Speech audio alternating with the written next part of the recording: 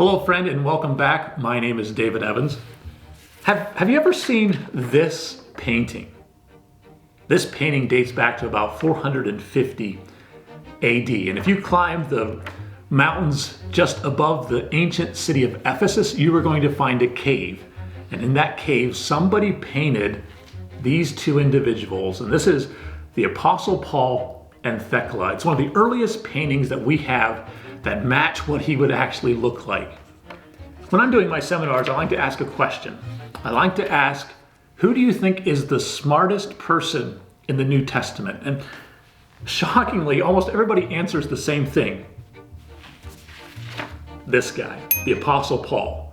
Now, I like to remind them about the guy that's in the first four books of the New Testament. You may know him, a guy by the name of Jesus Christ. But for some reason, when people pick up the text and start reading in the New Testament, they read these letters from Apostle Paul to his disciple Timothy, or to Titus, or to the book of Romans, to the people in Rome. It connects with them. And for some reason, us today are able to read this and understand it. And what I want to look at is what allowed Paul to do this. What allowed Paul to bridge the gap and step into this Greek Western world and bring us the gospel of Jesus Christ. To understand this, I want to get out one of my favorite books, and this is the Barrington Atlas of the Greek and Roman world. This is a massive book. And in this book, it has the map and all of the areas of the Roman world at the time of the first century and the Apostle Paul. And when you break out this map, you're going to see one major thing, and this is a conflict and a clashing together of two different cultures. And we have it, and this is a piece of alabaster, and I'll represent, this is the West. And the Western Empire was coming out of this Greek kingdom and this concept of philosophy and intellectual thinking. And the other side over here is the East. And when we look at the life of Paul, we have to go all the way to the edge of the Western Empire and into Asia Minor. He is right on the edge between East versus West, in a little town here called Tarsus. But if we try to zoom in to this town, the city of Tarsus, we begin to see some very interesting things. And this is a close-up here now of the city of Tarsus, right here along the Mediterranean Sea. It's kind of tucked away up in here.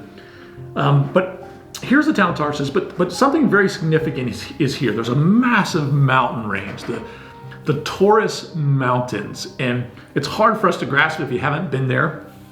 But if you can imagine with me the city of Denver, Colorado, and you're sitting there at about 6,000 mile high city, 6,000 feet, and you look out and see the Rocky Mountains. The Rocky Mountains are peaking at about 13,000 feet. It's about a 7,000 foot elevation change if you're in Denver. Well, if you're standing in Tarsus, you're at sea level, 250 feet above sea level, and the Turus Mountains are towering above you at 9,500 feet. So to the eye, it's actually a taller mountain range, it seems that way, than the Rocky Mountains. A lot of times they're snow-capped. This barrier, there's only one way through it, right here, the Via Torri.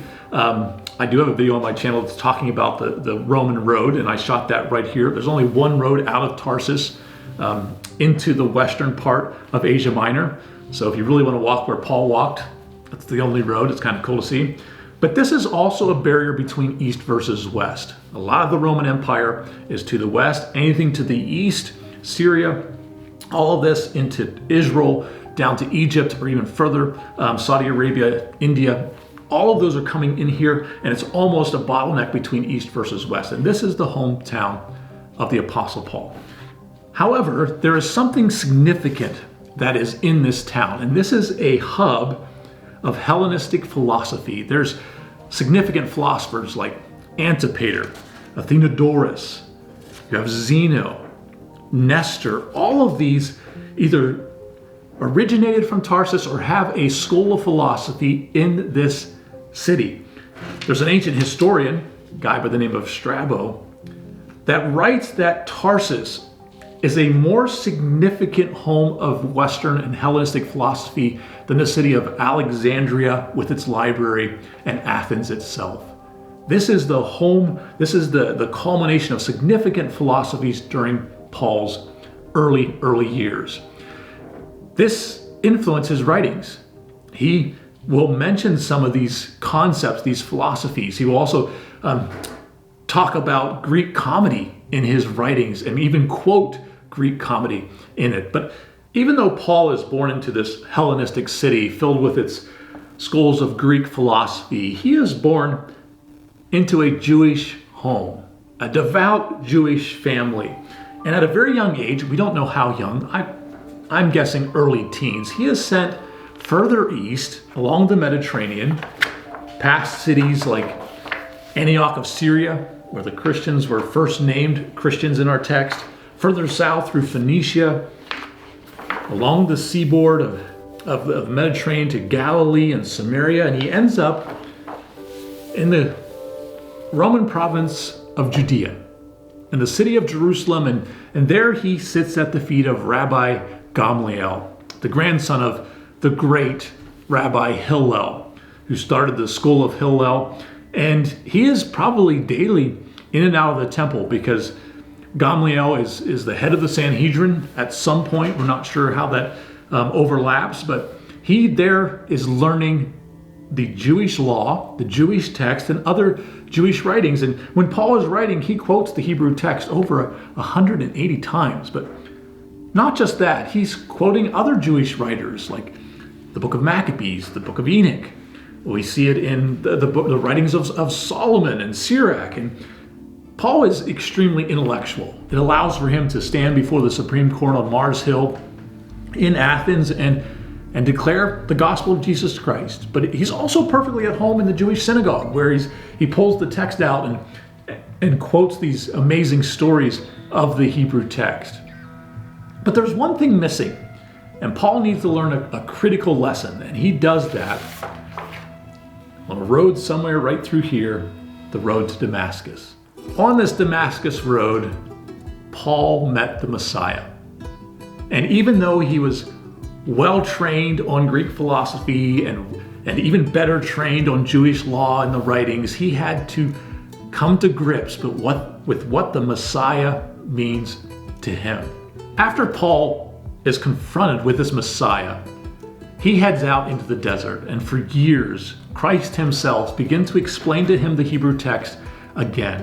What does it look like when you read the text that the Messiah now has come? This allows now Paul to launch his missionary journeys. He's got the foundation of the text, he's got the understanding of the Greek philosophies, and more importantly, he's learned from Christ himself the gospel of Jesus Christ. And now he goes on this missionary journey at bringing the gospel of Jesus Christ to the Western world. The next time you pick up the New Testament and read the words of Paul, try to identify what world he is connecting with. Is he writing to an Eastern Jewish audience? Is he writing to a Western Roman audience? And when you start understanding who he's writing to, his words become alive and you can understand them much better in their original context. If you like this video and would like to learn more about the Roman system and the Roman roads, I shot a video right here along the Cilician Gates and walked this Roman road and tried to explain how this Roman system, this fundamental structure, the Roman roads, changed the world and helped Apostle Paul bring the gospel of Jesus Christ to the West.